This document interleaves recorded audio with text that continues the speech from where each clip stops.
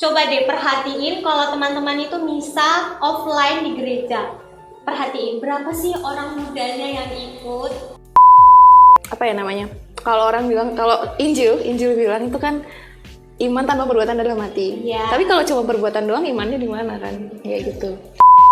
Dicoba aja sih, datang sekali 2 kali. Kalau ada keinginan tuh berarti ada kebutuhan. Betul. Iya. Kalau misalnya yang Anda butuh itu Anda dapat di misa offline, ya kenapa enggak dicoba aja gitu. Hai, berjumpa dalam podcast Serta Teropong Warta.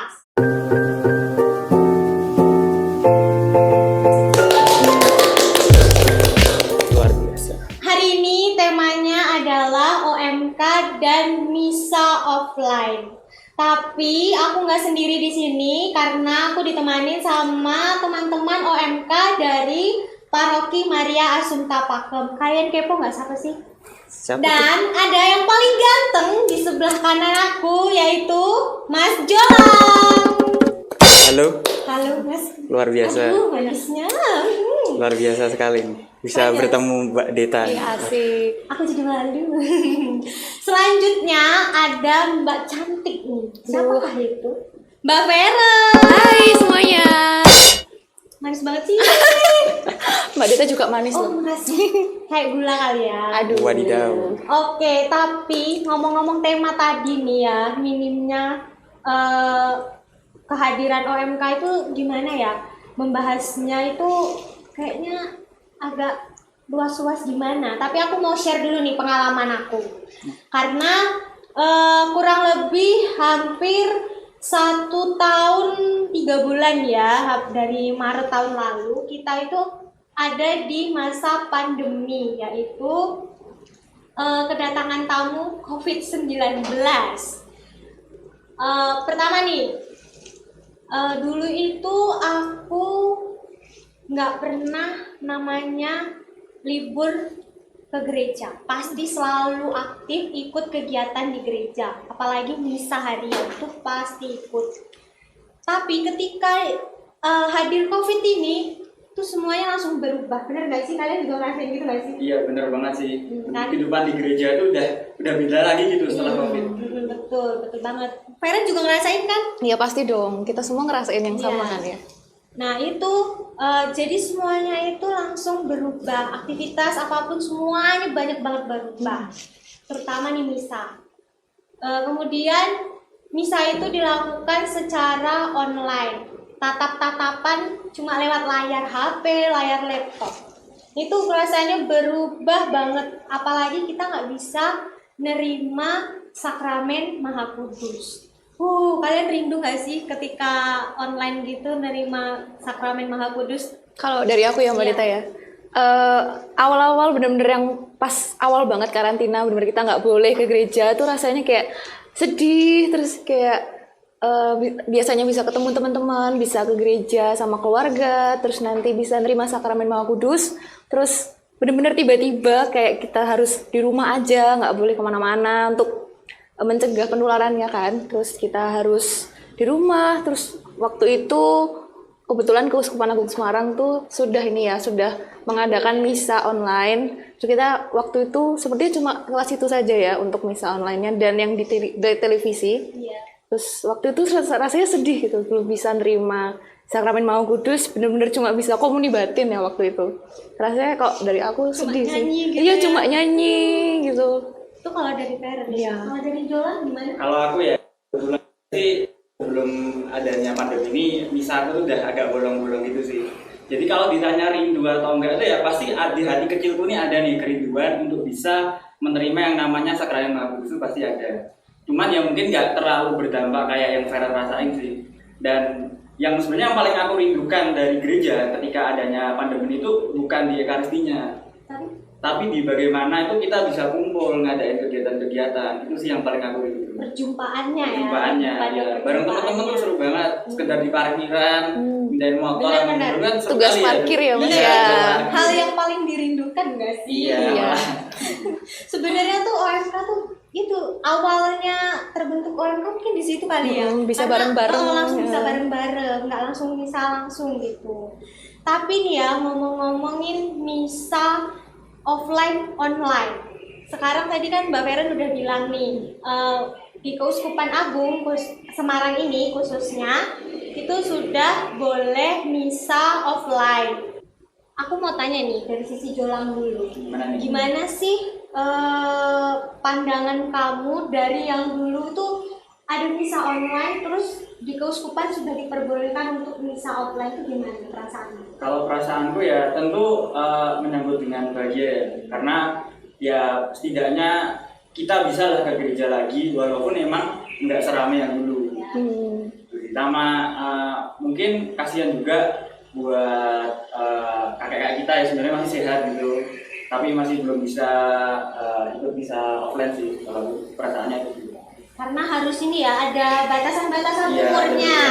Kalau di Keuskupan Agung Semarang itu yang boleh ikut misa itu adalah umur 10 sampai 70 tahun. Itu pun 70 kadang udah memilih lebih baik misa di rumah gitu kan ya. Ada beberapa.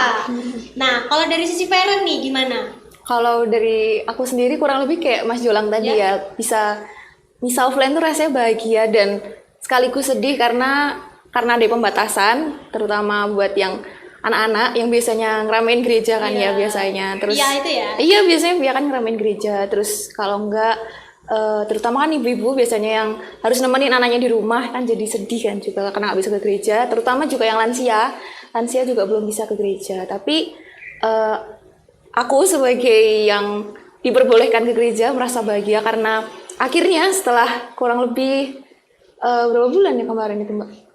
Hampir 3 bulanan. Ya, hampir 3 bulanan ya. 3 bulanan. Kita ngerasain misa online, terus habis itu diperbolehkan buat misa offline, rasanya bahagia karena akhirnya bisa ketemu teman-teman, bisa ke gereja bareng keluarga lagi, terus bisa bertugas sebagai petugas liturgi di gereja. Misalnya kalau saya kan di organis, terus sama di putra altar gitu. Cuma sedihnya sih ya karena biasanya gereja yang rame, biasanya sampai luar-luar, biasanya sampai berapa kali misa, sekarang harus dibatasi karena ya untuk mencegah penularan tadi ya Mbak ya.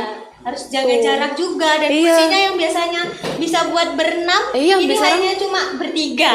Yang biasanya kita harus jarak. Sebelahan gitu, bisa kayak bincang-bincang kontak fisik, kita harus jaga jarak. Terus kalau mau salam damai kita harus gini, kayak gimana lagi dong?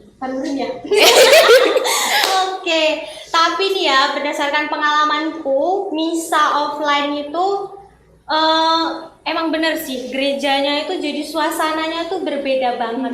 Dari yang sebelumnya itu rame, penuh, ini tuh bisa dihitung dengan jari. Khususnya itu orang mudanya. Bisa dihitung pakai jari deh kalau ke gereja. Tapi kalian yang di rumah juga bisa coba deh perhatiin kalau teman-teman itu misa offline di gereja. Perhatiin berapa sih orang mudanya yang ikut. Nah, dari kalian aku pengen dengar tuh, pernah nggak sih ikut misa offline terus yang datang tuh orang-orang tua atau orang-orang tua dan orang mudanya tuh nggak ada? Kalau misa offline tuh ya nggak merega itu merhatiin, tapi menurut aku nih ya, bahkan sebelum misa offline sih anak muda udah berkurang.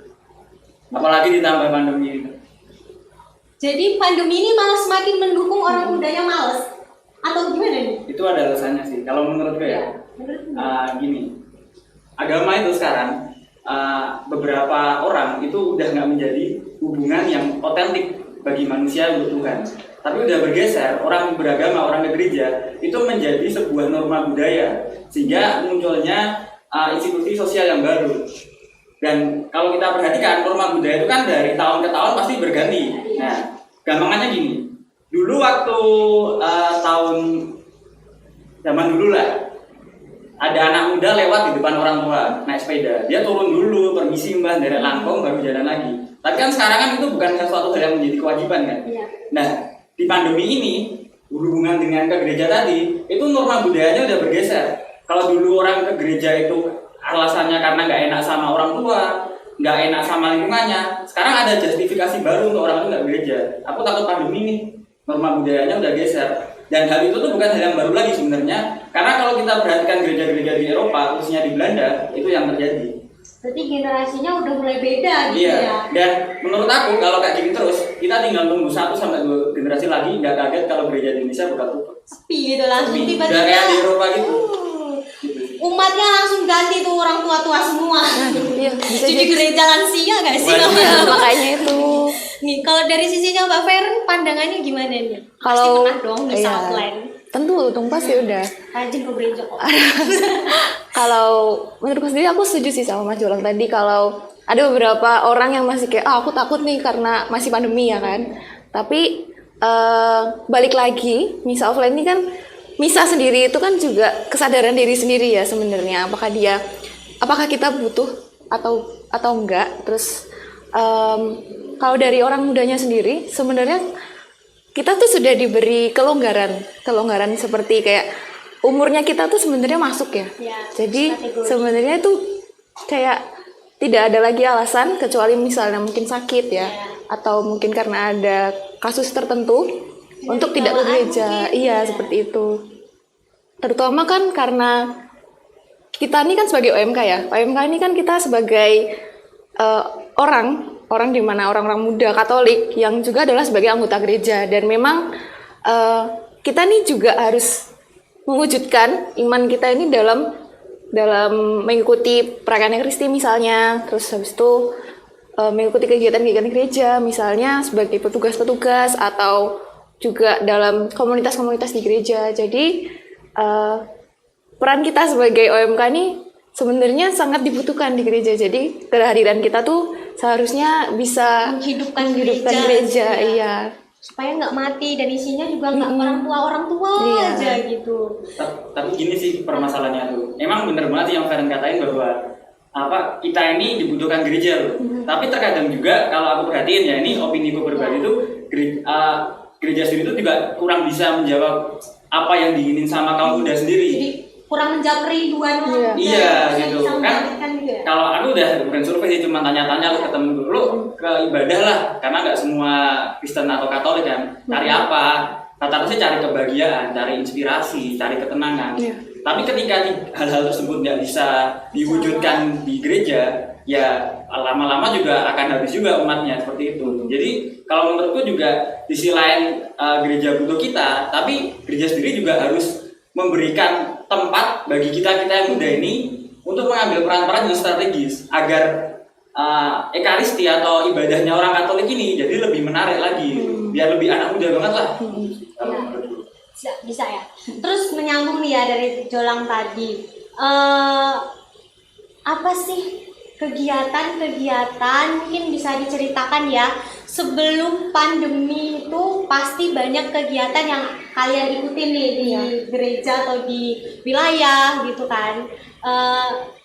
Suasananya gimana dan apa aja deh, boleh di-sharingkan coba dari Feren? Kalau sebelum pandemi. Kalau sebelum pandemi itu rasanya kayak gereja tuh benar-benar hidup ya. Jadi misalnya dari yang anak-anak misalnya dari PIA tuh nanti kayak ada sekolah minggu, terus nanti misalnya ada kegiatan-kegiatan misalnya kayak nyanyi, terus habis nanti dipentasin waktu perayaan Ekaristi biasanya sebelum penutup ya biasanya. Kalau yang agak gede lagi itu nanti di Misdinar biasanya bertugas atau ikut kegiatan-kegiatannya. Terus agak gede lagi nanti di OMK, kemudian semakin besar lagi nanti lebih ke kayak orang-orang yang sudah tua begitu ya, yang di lingkungan, aktif di wilayah seperti itu. Rasanya setiap bagian dari gereja itu hidup dan saling melengkapi gitu kalau dulu. Kalau pendapatku seperti itu sih Mbak Dita. Itu bener banget tuh, soalnya emang kayaknya lebih apa ya, dari anak-anak, dari yang PIA sampai yang tua tuh kalau sebelum pandemi itu pasti kegiatannya banyak banget. Dan itu kalau misalnya jadwalin Iya, itu bisa penuh tuh ya, dari Iya. yang anak-anak sampai tua tuh Bahkan sampai rebutan biasanya jadwal. Kayak yang pakai gereja siapa sekarang benar, gitu. benar banget. Ini kadang kita susahnya tuh di situ. Iya. Tapi sekarang di masa seperti ini malah nggak ada yang pinjem ya. Makanya. Terus dari Jolang nih gimana pengalamannya? Kalau pengalaman aku ya, Iya. justru uniknya dari aku itu setelah pandemi baru lebih sering ke gereja lagi. Kenapa? Karena join Teta.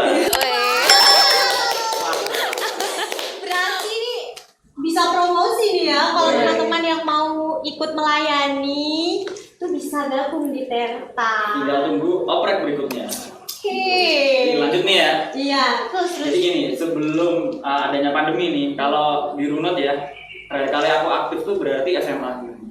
SMA, sekarang kuliah. Semester 6. Wah, udah lama ya Mas ya. Sekali sebenarnya saya agak pasif ya. Dulu tuh kalau yang aku ingat tuh bener banget sih yang katain sama Kak Feren nih, terutama di UMK-nya ya. Dulu tuh menyelenggarain POM, pekan olahraga Liga di Paroki Pakem itu bener-bener seru banget sih. Ingat banget aku itu undang Jatilan. Iya bener. Iya Kan, inget. Jatilan. Terus ada HPS, Hari Mahasiswa Dunia. Nah ya itu biasanya ramai banget nggak sih Rame Mas? dulu tuh apa yang joyful apa namanya? Ini Asian Youth Day ya. Itu ada seru banget tuh di Pakem juga, lempar-lemparan color warnanya Color fun ya, color fun. pakai baju putih gitu kan. Iya. Gimana ya? Aku merasa gereja itu hidup seperti itu. Karena merasa orang mudanya itu diberi wadah. Iya, diberi wadah. Kita diberi kebebasan untuk dulu ada DJ. Woi, Saya sendiri. siapa tuh? Asik. Oh jadi kita ini kamu nih bisa Promosi. DJ. Woi, Ya sekali-sekali nanti kontennya kita ada DJ-nya. Luar woi, biasa. boleh banget. Tapi gratis ya. Nggak apa-apa. Woi, Melayani. woi asik, ya ampun. Melayani Tuhan tuh bisa dengan DJ. Woi asik. Dan menurutku itu sih kurang dieksplor di anak muda sekarang, bahwa melayani Tuhan itu nggak sekedar jadi putra putri altar kan, banyak sekali sebenarnya gitu. Yang penting hatinya ya, dan hatinya. niat hatinya. Jadi yang main musik bisa bermusik, nggak harus lagu-lagu rohani kan ya.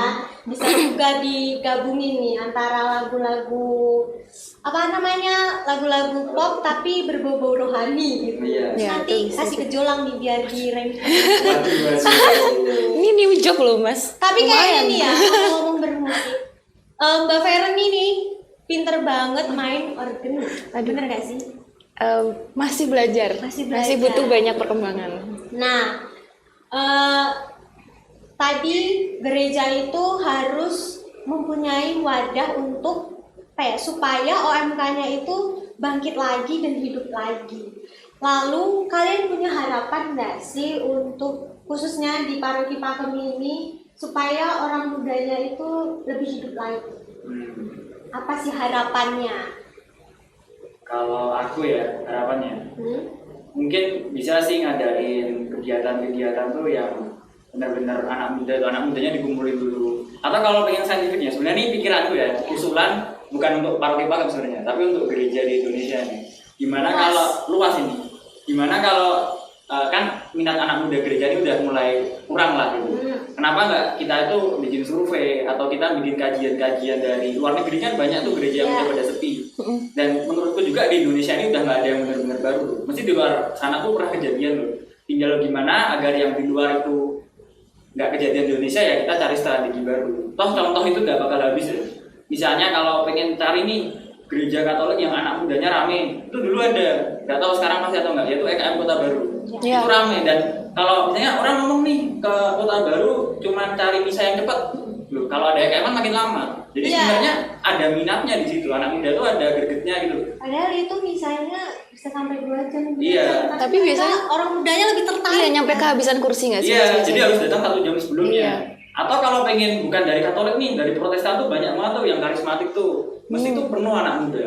Tinggal bagaimana tuh dengan konten yang sama, tapi kita bisa membungkus ibadahnya orang Katolik ini menjadi lebih anak muda Ya, gitu. lebih anak Ada muda. segmentasinya.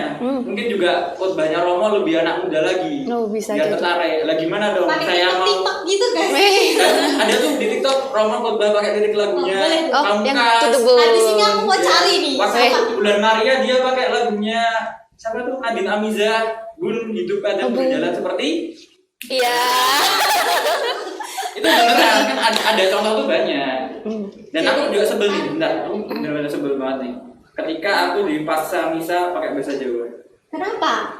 Gimana ya? Bayangin aja kita duduk 1 jam, tapi kita nggak ngerti mereka tuh ngomong apa. Cuma kita ngikutin gitu ya. Iya. Coba Mbak Tita duduk 1 jam ada orang ngomong bahasa Rusia.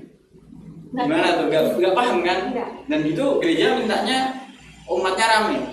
Kan kadang aku masih bingung ya, di sisi lain emang itu nguri-nguri kebudayaan. Iya. Tapi menurutku tidak baik, atau bukan tidak baik ya. Tidak pas, bisa. tidak kurang cocok lah di era pandemi ini, di mana misalnya di jadwal. Jadi kalau dapat misa jam 4 sore di gereja Pakem, jam 4 atau jam 6 bisa jawab. Tergantung wilayahnya ya Mas ya. Itu ya mohon maaf. Ya. Tidak bisa bahasa Jawa. Jadi tahu kalau misalnya nggak bisa bahasa Jawa, cari yang bahasa Indonesia gitu. Di jadwal Di jadwal Karena kan di wilayah. wilayah, ya. Iya, kalau dulu Iya. bisa. Sekarang kopi. Iya, Jadi kopi. harus Bisa di itu. wilayah. Iya. Gitu.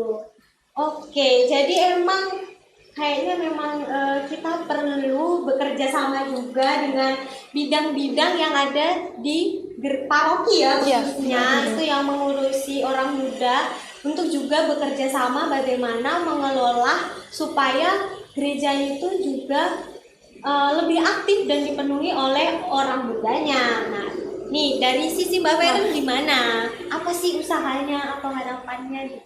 Harapannya tentu ya pengen biar teman-teman tuh bisa lebih aktif lagi ya, biar kayak kebentuk lagi gereja yang hidup kayak yang tadi sempat kita bicarain ya. Kembali lagi kayak Mas Jolang bilang tadi, kayak memang gereja tuh harus juga menyediakan wadah buat kita, dan terutama mungkin ada beberapa teman-teman yang kayak aku tuh sebenarnya pengen ikut kegiatan gereja, cuma nggak ada temennya dan nggak ada sarananya, nggak ada wadahnya gitu loh. Jadi harapannya mungkin lebih ke kayak memang harus ada yang istilahnya apa ya, mimpin atau apa ya, Memandu, memfasilitasi ya, dimana kalau misalnya kita cuma pengen aja tapi nggak ada wadahnya tuh ya gimana, kan nggak ada gitu loh. Apa tuh peribahasa tuh kayak hidup segan mati tak mau. Nah, ya mau gimana lagi, keadaannya juga pandemi kan, Iya. soalnya begitu sih. Jadi tapi harapannya sih pengen kayak dulu lagi, pengen gereja lebih hidup lagi, bisa ketemu sama teman-teman, bisa aktif, bisa kayak ngadain lagi pom kayak atau yang asik-asik biar Mas Dulan nih bisa nge-DJ gitu loh. Bisa online gitu Iya, ya. online Kita juga misalnya bisa EKM tapi online Iya. gitu. Bisa kan? Tapi mungkin ada kayak beberapa kegiatan yang jadi nggak cuma misa ya Mas ya, Iya, biar bener. bisa ada wadah, jadi kayak bukan cuma kita misa terus selesai misa selesai. Lomba olahraga Nah. tapi di online kan gimana sih? Gimana tuh? Gimana tuh? Aku belum ada ide nih Mbak, gimana ya caranya? Tapi kayaknya nih ya bapak-bapak ibu dewan mungkin bisa membantu kita nih yang orang mudanya juga untuk diberikan wadah atau fasilitas supaya mereka nih juga bisa ambil bagian dalam kehidupan menggereja. Gitu. Tapi gini Mbak Dita, Apa? mungkin bisa jadi kita mengawalinya dengan misalnya teman-teman, karena kita sudah disediakan wadah di gereja juga, terutama untuk misa offline ya. Kita bisa pertama kalinya untuk ke misa offline-nya dulu sebelum ke wadah tadi itu, belum kegiatan gereja. Memang kita sebagai gereja ini kan harus berkegiatan, apa ya namanya? Kalau orang bilang, kalau Injil bilang itu kan iman tanpa perbuatan adalah mati. Iya. Tapi kalau cuma perbuatan doang, imannya di mana kan? Kayak gitu. Tapi mending mana tuh? Perbuatan doang atau iman doang? Wah, harus sebanding, harus sejalan gitu Harus loh. sejalan. Jadi harus dua-duanya Iya. juga ya. Tapi kalau iya. Apa nih? Tapi kamu dulu. Tapi deh, apa kamu dulu nih? Kamu dulu. Aku dulu nih. Oke. Kalau kita misa offline gini kan juga harus ada dukungan orang tua ya. Kalau misalnya kita misa offline, misalnya kita memang harus diantar gitu loh, belum bisa yang kayak sendiri ke gereja gitu. Kan dukungan orang tua ini sangat dibutuhkan ya. Kalau misalnya kita pengen ke gereja tapi dari keluarganya tidak mendukung, kan mau bagaimana ya, Ya. gitu. Jadi orang tua itu adalah kunci juga ya, kunci paling utama atau terdepan supaya kita ini juga ada yang mendukung. Iya. Gitu. Jadi Bapak Ibu yang ada di rumah, ayo dong anak-anaknya didukung supaya gerejanya juga aktif. Tenang aja, di gereja itu anak-anaknya baik-baik kok, nggak ada yang Yes. aneh-aneh nih seperti teman-teman. Nih ahli DJ nanti bisa disalurkan. Jadi Iya. daripada anaknya cuma main game di rumah, mending ke gereja ikut pelayanan kan Iya, lebih bener, menguntungkan asik, nggak sih? iya. Nah, oke lanjut nih ya. Ada pesan-pesan nggak nih untuk teman-teman yang di rumah atau mungkin misalnya teman-teman di luar sana yang belum aktif di misa offline tapi pengen banget tapi dia nggak mau, pengen apa ya, kayak masih ada gerbang yang menutup dia. Aduh, aku males tapi aku pengen karena aku nggak punya teman. Jadi karena apa ya, kadang kan kita di gereja itu sekarang itu ada aturan. Jadi kalau misalnya baru pertama kali masuk ke gereja tuh kayak bingung dulu, aku harus ngapa ya, aku harus ngapa ya. Jadi kan membuat malas tuh ada nggak sih? Apa sih yang biar supaya mereka itu jadi greget, ayo berangkat ke gereja gitu dari parent. Maaf ya Mbak Dita ya. Kalau dari aku sendiri ya, misa offline ini kan, ini misa offline kan ya.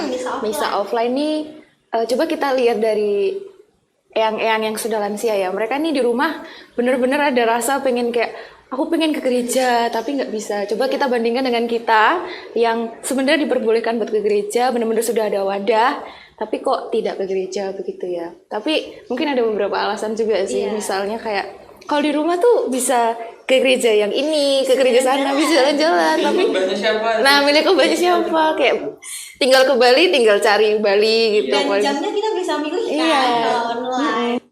Cuma memang kalau online ya, kayak ada yang kurang aja gitu. Karena ya salah satunya mungkin nggak bisa nerima ini ya komuni, dan banyak banget distraksinya kalau di rumah gitu kan. Ya karena emak lagi masak itu ikan asin, lagi homili, kalau enggak lagi nih paket aduh ding ding ding. Oke, masih ada parent? Udah sih, intinya ya itu tadi. Sekarang dari Jolang nih. Kalau aku ya, biar kalau misalnya teman-teman tadi kan udah pengen ke gereja, udah pengen bisa online tapi masih ada halangannya ya. Ya mungkin dicoba aja sih, datang sekali 2 kali. Kalau ada keinginan tuh berarti ada kebutuhan. Betul. Kalau misalnya yang Anda butuh itu Anda dapat di misa online, ya kenapa enggak dicoba aja gitu. Tapi kalau misalnya bisa ditemukan di misa offline itu, ya mungkin teman-teman bisa cari-cari dulu atau memperdalam iman dulu. Karena saya sendiri pun juga masih mencari-cari nih, biar gimana ya, biar menjadi pribadi yang lebih baik aja sendiri. Wow, udah ganteng. Terus apa namanya? Calon suami idaman. Gimana kalian? Ada yang iya kayaknya nih gimana gitu, makin greget gitu ya. Nah, jadi aku bisa menyimpulkan dari sharing-sharing tadi dari teman Mas Jolang, terus Mbak Feren juga, bahwa gereja itu bukan hanya orang muda, bahkan anak bayi atau orang tua dan lansia, tetapi gereja itu adalah kita semua. Bener ya sih? Bener banget.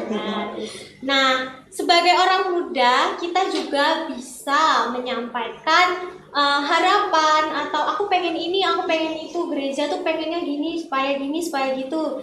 Tapi juga ingat, kita sebagai orang muda perlu juga, ayo kita bangkit.